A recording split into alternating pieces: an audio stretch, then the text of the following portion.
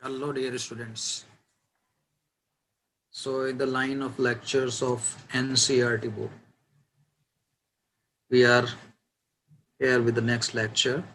In the last lecture, what we have done, we have seen some graphs, XT graph, VT graph, and AT graphs. Now, today, one important note is there. See, whatever XT graph, VT graph, and AT graph is there are in several figures, there are sharp kinks at some points. That implies that functions are not differentiable at these points. In any realistic situation, the functions will be differentiable at all points and the graphs will be smooth. What does it mean? So, ये differentiable के बारे में हम बाद में जानेंगे, mathematics का topic है ये. Before that we must know कि मान लीजिए कोई हमारा ग्राफ है. Suppose we are making a graph. This is V and this is T. Okay. So such type of graph is there, then it is acceptable. But the graph is of such type, abrupt change. Okay. Or if the graph is between V and T, so the graph is going smooth and abruptly comes here, then it is again going smooth. So at this point of time, this is time axis, this is velocity. So this cannot change abruptly. Okay. So velocity is shown at this point. What is the velocity here? This is the velocity.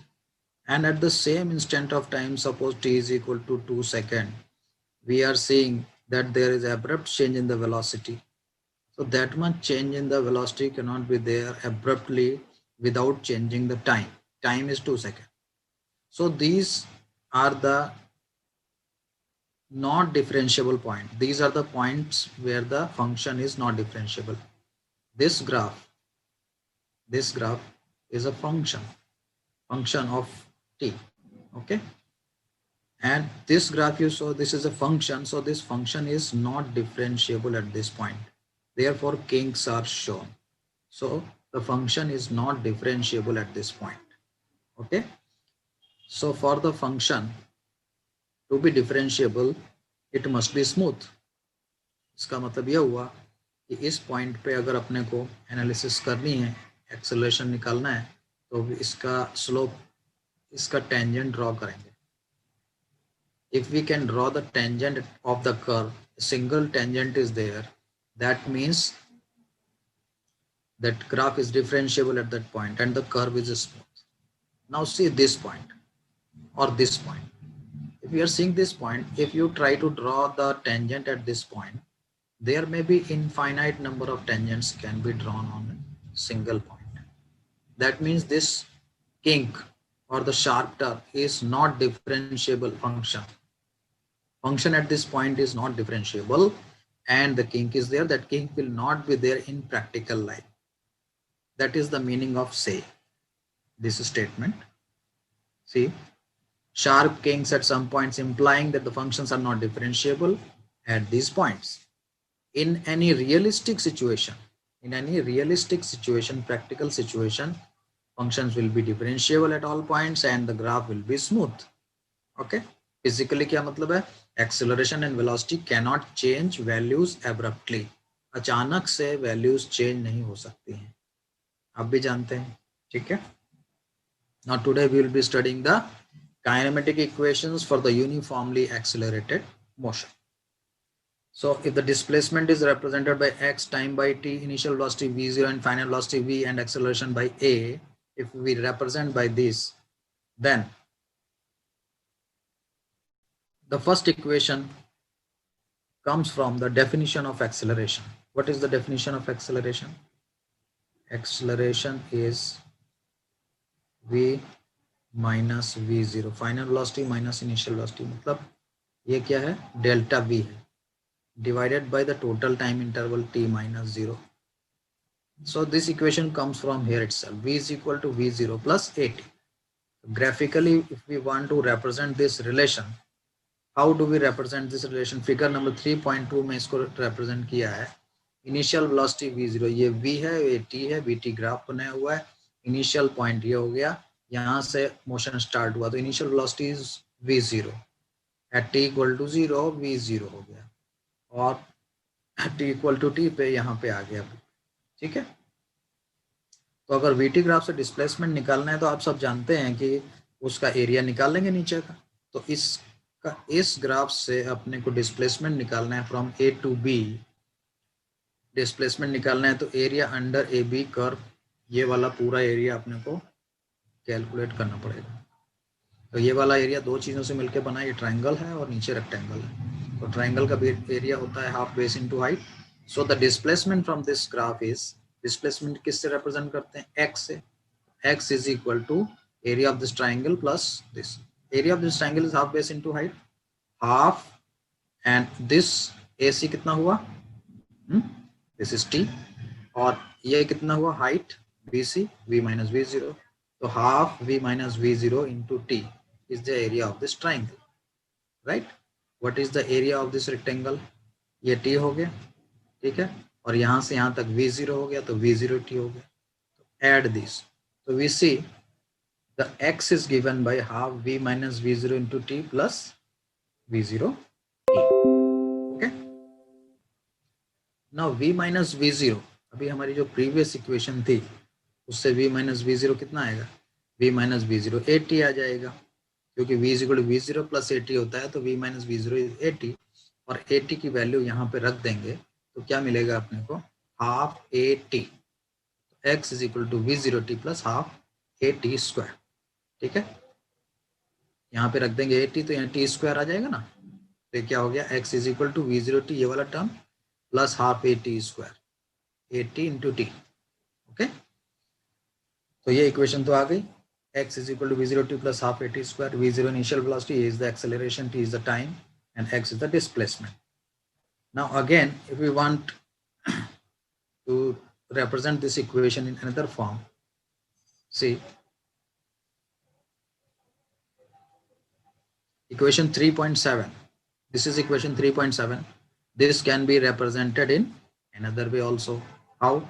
ये हो गया VT by 2 minus V0T by 2, और ये है V0T. तो solve करेंगे इसको. Solve करने पे क्या आएगा? सॉल्व करने पे हमारा आ जाएगा x is equal to V plus V0 by 2. मतलब ये इनिशियल वेलोसिटी और ये फाइनल वेलोसिटी डिवाइड बाई 2, और इसको हम बोलेंगे average, arithmetic mean of initial and final. Now x is equal to V bar T लिख दिया ऐसे. x इज इक्वल टू क्या लिखा? V bar T. x is equal to V bar T. तो ये इक्वेशन जो है वैलिड किसके लिए है? V प्लस V0 by 2 हम कब ले सकते हैं? When the acceleration is constant only. Variable acceleration होगा तब हम इस इक्वेशन को यूज नहीं कर सकते हैं. ठीक है. नाउ अगेन इक्वेशन 3.6 फिर से देखिए आप. आ जाइए इक्वेशन 3.6 पे. कहाँ गई? ये रही. V is equal to V0 plus AT. ठीक है. तो यहाँ से टाइम कितना आया? V minus V0 upon A आ गया. ठीक है. अब x is equal to V bar T जो इक्वेशन है उसमें टाइम की जगह ये वाला टाइम रख दीजिए, V minus V0 upon A. तो ये देखो रख दिया, इस टाइम की जगह रख दिया V minus V0 upon A, और V बार कितना है? V plus V0 by A. Remember that this is for constant acceleration only. Okay. Now यह A प्लस B हो गया, A माइनस B हो गया, तो A square minus B square हो गया, तो V square minus V0 square upper side, नीचे हो गया 2A. This 2A is to be cross multiplied to x. So we have V square is equal to V0 square plus twice AX. ये हमारी दूसरी equation of motion आ गई. Right. So we have obtained 3 equations of motion. पहली कौन सी है? V is equal to V0 plus AT. V is equal to V0 plus AT. X is equal to V0T plus half AT square. This is the second one. Displacement बता रही है. अब तीसरा V square is equal to V0 square plus twice AX. ये दोनों equation की खास बात है, इसमें टाइम फैक्टर है. देखिए T यहाँ पे, T देखिए आ रहा है, इसकी क्या खास बात है, इसमें टाइम फैक्टर नहीं है, ठीक है। तो ये हमें ध्यान रखना पड़ता है जब कौन सी इक्वेशन किस वक्त अपने को अप्लाई करनी है, राइट बच्चों। अब जो है अब इसकी मोर जनरल इक्वेशंस लिखनी है। तो ये जो इक्वेशंस हैं ये क्या मान के लिखी गई हैं, ये मान के लिखी गई हैं कि at t equal to 0 position of particle is at the origin, ये मान के लिखी गई है, right. Position of the particle is at the origin. लेकिन अगर पोजिशन ऑफ द पार्टिकल जो है ओरिजिन पे ना होके कहीं और हो तब क्या होगा, तो position of the particle origin पे ना होके x0 पे है मान लो, तब ये जनरलाइज्ड इक्वेशन बना दी जाएंगी। और जनरलाइज इक्वेशन क्या होगी, देखो पहली होगी v equal to v0 plus 80, क्योंकि इसमें इनिशियल पोजिशन की जरूरत नहीं है। दूसरी होगी x is equal to x0 plus v0t plus half at square. और तीसरी होगी v square is equal to v0 square plus twice a, x की जगह x माइनस x0 लिख देंगे, ठीक है। तो these changes are brought while writing a generalized equation for the particle starting at x0 not at origin, the particle is starting at x0 now। तो इस तरीके की इक्वेशन बन जाएंगे, ठीक है। Now obtain equations of motion for the constant acceleration using method of calculus। तो यहाँ पे method of calculus यूज करेंगे। method of calculus यूज करके पहली बात तो हमें रिलेशन मालूम होना चाहिए। पहला रिलेशन अपने को क्या मालूम है कि a is equal to dv by dt, acceleration is equal to rate of change of the velocity। ये हमें रिलेशन अपने को मालूम है, ठीक है। डेफिनेशन से एक्सेलरेशन की डेफिनेशन है ये। तो इंटीग्रेट बोथ द साइड्स, ठीक है। Now we have come to the topic integration. So integration का फॉर्मूला अपने को थोड़ा समझ लेना होगा, है। तो we will leave this example 3.3 and we will try to understand certain formulas, and these formulas are in appendix 3.1। at the end of the chapter we have a appendix which gives the idea of the elements of calculus। so leaving that example behind, we must go to the elements of calculus first।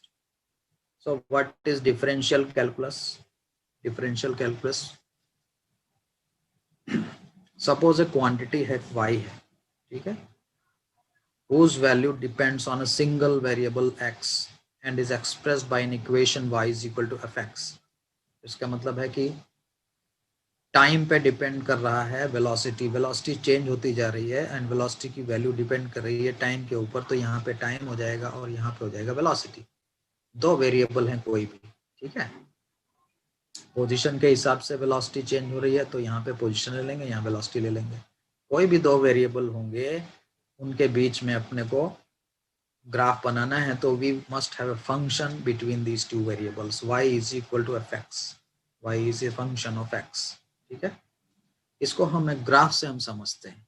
जैसे ये y है, एक quantity है, और दूसरा x quantity इधर plot की गई है and this is a graph between y and x, blue colour का ग्राफ जो दिया हुआ है, ठीक है। तो ये जो पॉइंट P है, पॉइंट P के कोऑर्डिनेट हैं x, y, और पॉइंट Q के कोऑर्डिनेट क्या है, पॉइंट Q जो है ये थोड़ा ज़्यादा है, डेल्टा x ज़्यादा है तो x प्लस डेल्टा x हो गया, और इधर साइड में डेल्टा y ज़्यादा है, ये P से इतना ज़्यादा है ना, तो इसके कोऑर्डिनेट होगा y प्लस डेल्टा y। ये दोनों कोऑर्डिनेट दिए हुए, बराबर है। तो स्लोप ऑफ दिस लाइन क्या हो गया, PQ का स्लोप क्या हो गया, PQ का स्लोप हो गया tan थीटा, ये थीटा एंगल हो जाएगा अगर ये एंगल थीटा है। tan theta is slope is equal to delta y upon delta x। tan theta in this triangle is delta y upon delta x, ठीक है। और इसी को हम बोल देते हैं dy by dx, और इसी को हम बोल देते हैं m। Slope m is equal to tan theta is equal to delta y by dx और dy by dx, ठीक है।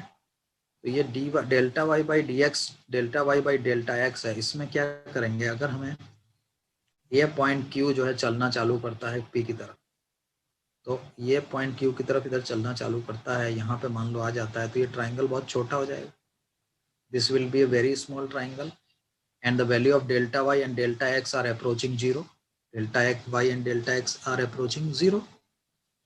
तो जब ये ट्राइंगल बहुत छोटा हो जाएगा, वेरी स्मॉल ट्राइंगल कि डेल्टा वाई और डेल्टा एक्स बहुत स्मॉल हो गए, तो उस टाइम में ये जो स्लोप है which is given by delta y by delta x, because delta x is approaching 0, okay, तो उस टाइम में ये हो जाएगा टेंजेंट टू दिस पॉइंट.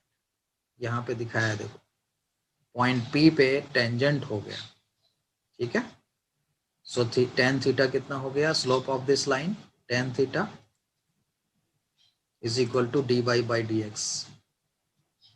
इस टेंजेंट का जो स्लोप होगा that is dy by dx at the point P, ठीक है.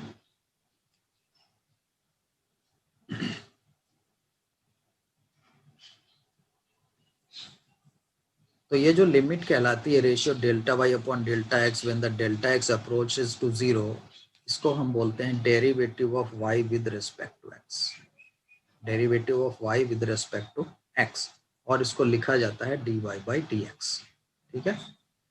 ये जो है स्लोप ऑफ द टेंजेंट को रिप्रेजेंट करता है, y is equal to fx function जो है उसके स्लोप को रिप्रेजेंट करता है, ठीक है.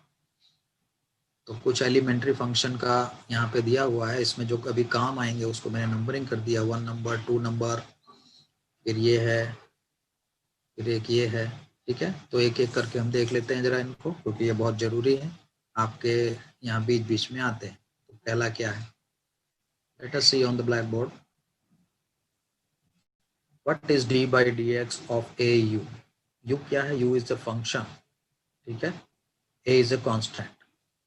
तो u इज अ फंक्शन, तो a को कांस्टेंट को बाहर ले लेंगे तो ये हो जाएगा a times d u by D x, ठीक है, d by D x of that function.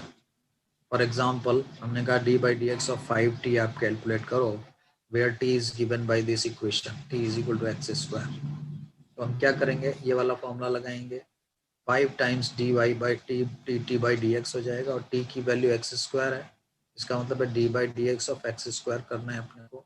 यहाँ पे कौन सा फॉर्मूला लगेगा, यहाँ पे लगेगा एन एक्स एन माइनस 1, जो लास्ट टाइम में मैंने आपको बताया था. तो उस फॉर्मूले की प्रैक्टिस करने के लिए पहले वो फॉर्मूला ही प्रैक्टिस कर लो.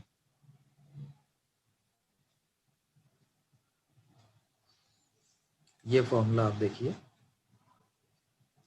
This is the most important formula, many times it will be used. So see the variable here x, we are differentiating a function whose power is n, and that function is of x. So d by dx of x to the power n will become n x n minus 1. Similarly, d by dt of t to the power n. Check the variable here, check the variable here. So we are differentiating a function consisting of t, and we are differentiating with respect to t. तो इसका answer क्या हो जाएगा, n t n minus 1. लेकिन d by dx of u to the power n, where u is also a function, ठीक है, तो उस केस में क्या हो जाएगा, we will apply the formula like this. इसको x मान लेंगे, इसको मेंटली इसको x मान लेंगे, तो x to the power n का d by dx क्या हो जाएगा, n x n minus 1 हो जाएगा. तो उसको हम लिख देंगे n u n minus 1. Now since we have assumed in our mind u as x, so this has to be again differentiated. So we will write multiply du by dx. This is known as the successive differentiation, and this sometimes this formula is also used. But mostly this formula, this type of formula will be coming. Now while applying this formula, you see we are just discussing this question. तो यहाँ पे d by D x of x square, तो d by D x of x to the power n होता है n x n minus 1, तो d by D x of x square हो गया 2x, ठीक है, 2x हो गया, तो 5 इंटू 2x 10x हो गया, ठीक है. अब दूसरी बात कि ये जो डिफरेंशिएशन ऑपरेटर है d by D x derivative है, ये डिस्ट्रीब्यूटिव लॉ ऑफ मैथ्स को फॉलो करता है. For example d by dx of x cube plus x to the power minus 1 plus 7. ये मैंने तीन फंक्शन को प्लस में लिख दिया, तो ये operator d by D x जो है तीनों पे डिस्ट्रीब्यूट हो जाएगा। D by D x of x q plus d by D x of x to the power -1 plus d by D x of 7। अब यहाँ पे d by D x of 7 कितना होगा, ये तो मैंने एग्जाम्पल के लिए बनाया है, इसको आप सॉल्व करेंगे तो कितना आएगा, do calculate mentally fast. 3x², यहाँ पे क्या आएगा, n x n -1 -1 x to the power -2, इसका मतलब -1/x² आ गया। इसका क्या होगा, इसको समझने के लिए हमें दूसरा फॉर्मूला मालूम होना चाहिए। दूसरा फॉर्मूला क्या है भाई, differentiation of a constant is 0। ये फॉर्मूला अपने को अच्छी तरह से याद होना चाहिए क्योंकि कई बार ये चीज यूज होगी। You may write down in your notebooks d by D x of a constant is 0, या हम कहेंगे d by d y of a constant is 0। यहाँ कांस्टेंट है, जैसे नंबर है 5 is a constant, d by D x of pi is a constant, तो उसका value 0 आएगा। X is a variable, with respect to x we are differentiating, तो constant का differentiation 0 होता है। तो इसके हिसाब से इसका डिफरेंशिएशन कितना हो गया बच्चों, 0 हो गया। ठीक है, तो डिस्ट्रीब्यूटिव लॉ फॉलो करता है। तो आपका फॉर्मूला कौन सा यूज हो रहा है, d by D x of x to the power n is equal n x n -1। ये फॉर्मूला बार बार यूज हो रहा है, बराबर है। अभी मान लो कि D Y by D X is equal to D Y by D T, D Y by D X लिखा हुआ है, लेकिन क्वेश्चन में दिया है कि D Y by D X calculate करिए if Y is given is equal to T cube and T is given as x² + 1, it is a given condition. तो आपको इसको मॉडिफाई करना पड़ेगा। How to modify, divide by T and multiply by T. देखिए divide by T किया है और multiply by T किया है, ठीक है, तो क्या हो जाएगा ये d Y by D t. अब यहाँ पे देखिए टी का फंक्शन है, वाई क्या है, टी का फंक्शन है, तो D by D t of T cube यहाँ आ जाएगा, इसका वैल्यू निकल जाएगा। यहाँ पे आ जाएगा D T by D X, तो यहाँ पे टी दिया हुआ है एक्स के टर्म्स में, एक टी इक्वल टू x² + 1, तो ये हो जाएगा d by D x of x² + 1। Again you apply the formula, D by D t of T cube कितना होगा, 3t² होगा एन एक्स एन -1 फॉर्मूले से, ठीक है। और यहाँ पे क्या होगा, D by D x of x² + 1 क्या होगा, ये हो जाएगा 2x + 0, 1 का डिफरेंशिएशन क्या होगा, 0 होगा, तो 2x हो गया। अब ये लास्ट में आंसर लिख दिया 6t² x, तो t की वैल्यू यहाँ से उठा के और इसमें फिर से रख दो तो x में आंसर आ जाएगा, तो d Y by D x की ये वैल्यू हो गई, ठीक है। Now this most important formula is used many times. For example, see these questions. d by dx of 2x cube कितना हुआ भैया, 2 times d by 2, ये जो कांस्टेंट है इसको बाहर ले लेंगे, constant will be taken out. Very first formula हम लोगों ने जो पढ़ा था क्या था, कांस्टेंट को बाहर ले लो, d by dx को x क्यूब के साथ लगा दो, क्या हो जाएगा 2 times d by dx of x cube हो गया। ये कितना हो गया 2 × 3x² हो गया एन एक्स एन -1 वाले फॉर्मूले से, तो कितना हो गया 6x² हो गया। इसकी बहुत ज़्यादा प्रैक्टिस चाहिए बच्चों, आपको प्रैक्टिस करनी है, lots of question you have to do. D by D x of x to the power -2 + 1 कितना हुआ, -2x टू द पावर -3, इसका 0 हो गया, तो -2/x³ can be written. D by D t of t to the power -1 + t कितना हुआ, तो इसका कितना हो गया -1 t टू द पावर -2, और इसका हो गया 1, एन एक्स एन -1 फॉर्मूला लगाओ, t टू द पावर 1 लिखा हुआ है, n t to the power 1 - 1, 0 हो गया, तो 1 × 0, 1 × 1 कितना हो गया 1, ठीक है। तो कहने का मतलब है आपको याद रखना है d by D x of x 1 होता है। इसी तरह अगर आपके सामने आ जाए D by D t of T, वो भी 1 होता है। तो ये आप जरा याद रख लेंगे तो आसानी से आप तुरंत कर पाएंगे, ठीक है। तो वही चीज़ यहाँ हुई है, d by D t of T हुआ है तो ये 1 हो गया, ये हो गया -1/t² + 1। These are some of the examples associated. One more important formula is d by dx of e to the power x, that is e to the power x, ठीक है, कुछ चेंज नहीं होता, वैसे का वैसे आ जाता है। d by dx of natural log x क्या होता है, 1/x। लॉग जो होता है दो तरीके का होता है, एक तो ln होता है, ln जो लिखा रहता है वो नेचुरल लॉग है, नेचुरल लॉग है, लॉगरिथमिक, इसका मतलब है ऑन द बेस ई है, बेस क्या है उसका ई है, अच्छी तरह से याद कर लेना इसको। इसका मतलब ये हुआ कि हम इसको ऐसे ले सकते हैं log on base E, natural log x लिखा है log ऑन बेस, और LOG लिखा हुआ है तो जनरली हम समझेंगे कि इसका बेस 10 है। LOG लिखा है तो यहाँ पे 10 माना जाएगा इसका बेस।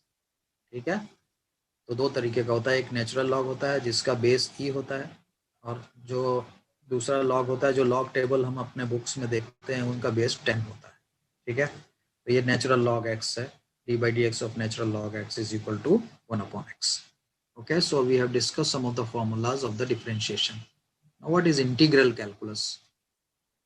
इंटीग्रल कैलकुलस के बारे में भी हमें जान लेना है। इंटीग्रल कैलकुलस कब यूज होता है कि जब हमें इरेगुलर शेप के एरिया निकालने पड़ते हैं। How to deal with the problem of determination of area of irregular figure.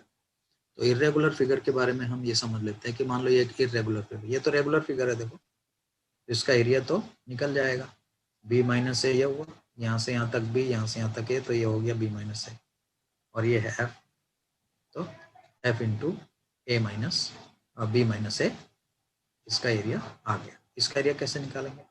तो इस area below this curve is irregular, और इसको हम ऐसे पतले पतले बहुत सारे स्ट्रिप्स के फॉर्म में डिवाइड कर लेंगे, many strips.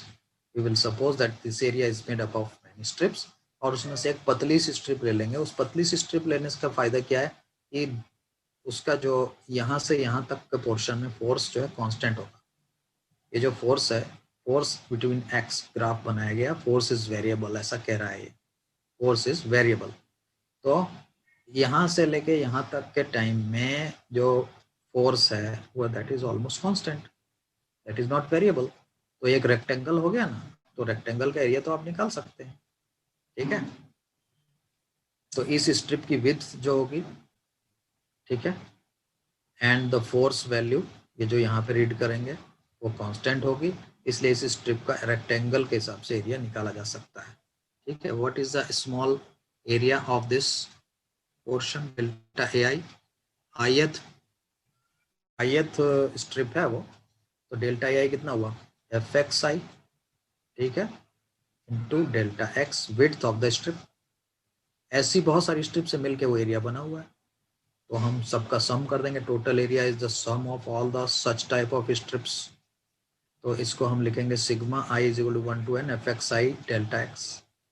When the strips are very very thin, इनकी थिकनेस डेल्टा एक्स अप्रोचेस 0, तो नंबर ऑफ स्ट्रिप्स हो जाएंगी इनफाइनाइट, और उस वक्त एरिया ए कहलाएगा।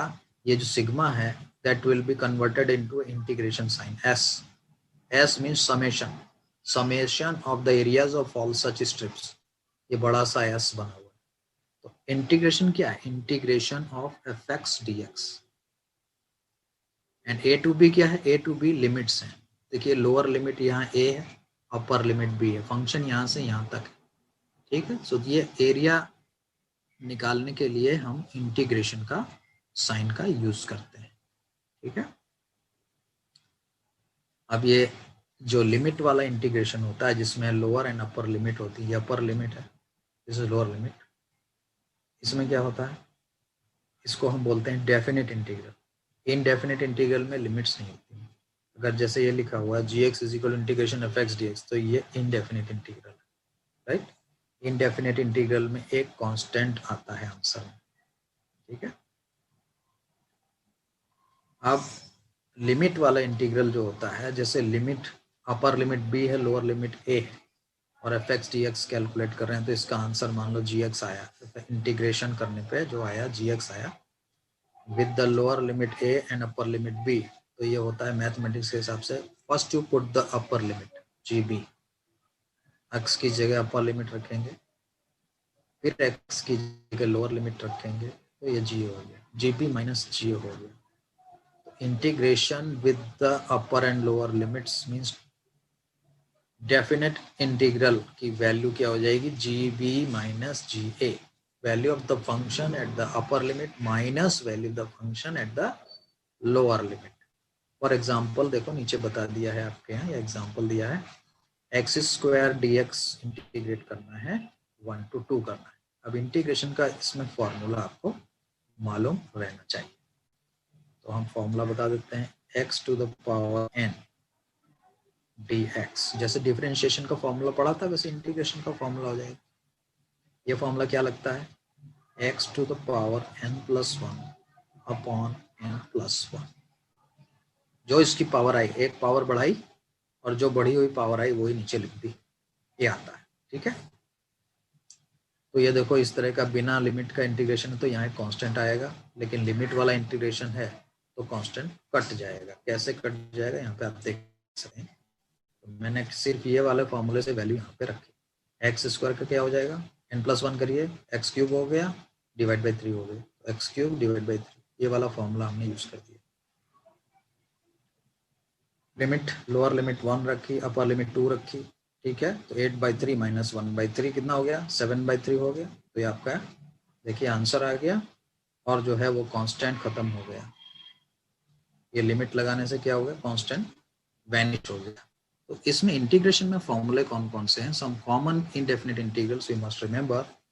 जो अभी फॉर्मूला बताया, x to the power n dx is equal to x to the power n+1 divide by n+1 where n is not equal to -1। क्योंकि n-1 होगा तो क्या होगा, n की वैल्यू -1 रखो तो 1/x हो जाएगा। उसके लिए दूसरा फॉर्मूला अवेलेबल, ये देखो 1/x dx, तो ये क्या होगा, नेचुरल लॉग x हो गया। It is interesting to see that differentiation integration फॉर्मूले जस्ट रिवर्स ऑर्डर में चलते हैं। जैसे नेचुरल लॉग x को डिफरेंशिएट करेंगे तो आ जाएगा 1/x, 1/x को इंटीग्रेट करेंगे तो आ जाएगा नेचुरल लॉग x। दिख रहा है ना।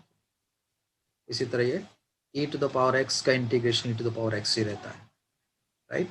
ट्रिग्नोमेट्रिक फंक्शंस के बारे में हम बाद में बात करेंगे। Let us go back to our question.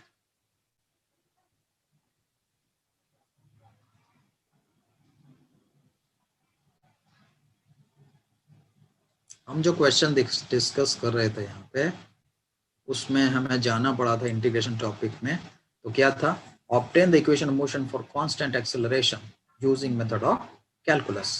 तो a equal to dv by dt, तो a dt को इधर मल्टीप्लाई करो तो dv कितना हो गया, a dt हो गया। Now integrate both the sides. Integration limits कैसे लगाएंगे, अपने को मालूम है कि at t equal to 0 velocity v0 है। ठीक है, तो इधर जो t वाला साइड है, इधर t equal to 0 lower limit में रखेंगे और उसके सामने v0 यहाँ लग देंगे लोअर लिमिट में। ठीक है, इधर v वाले साइड में क्या लिख दिया हमने, लोअर लिमिट में v0 लिख दिया। अपर लिमिट में क्या है, जब time t equal to t है उस वक्त वेलोसिटी क्या है, v। तो ये हमने लिमिट इस तरीके से यहाँ पे रख दिया। अब इंटीग्रेशन dv कितना हो जाएगा, इंटीग्रेशन dv हो जाएगा v, इसकी वैल्यू v हो जाएगी। तो अपर लिमिट लोअर लिमिट तो v माइनस v0 हो गया। ठीक है, इंटीग्रेशन dx क्या होता है, integration dx is equal to 1 dx, ऐसा समझ लो। तो हम लिखेंगे integration x to the power 0 dx। अब फॉर्मूला लगाओ तो कितना आ गया, x आ गया कि नहीं आ गया। इस तरीके से वही वाला फॉर्मूला लगा लेने का जो मोस्ट इंपॉर्टेंट फॉर्मूला मैंने आपको बताया इंटीग्रेशन वाला। ठीक है, तो ये हो गया dv का इंटीग्रेशन v हो गया। तो अपर लिमिट रखी v minus lower limit v0, तो v माइनस v0 आ गया लेफ्ट साइड। राइट साइड में क्या हुआ, a इज ए कांस्टेंट, क्योंकि कांस्टेंट एक्सेलरेटेड मोशन है तो a को बाहर ले लिया। इंटीग्रेशन dt, तो t हो गया, t में लिमिट रखी तो t माइनस 0 हो गया। ठीक है, तो राइट साइड में क्या हो गया, 80 हो गया। तो we have the very first equation, v is equal to v0 plus 80। Okay बच्चों, तो आपने देखा कि ये फॉर्मूला है हमारे पास में, इसको हमने इंटीग्रेट करके एक फॉर्मूला ऑब्टेन कर लिया, v is equal to v0 plus 80। Similarly, other relations can also be derived by the method of calculus that we will discuss in our next lecture. Okay, okay, goodbye then.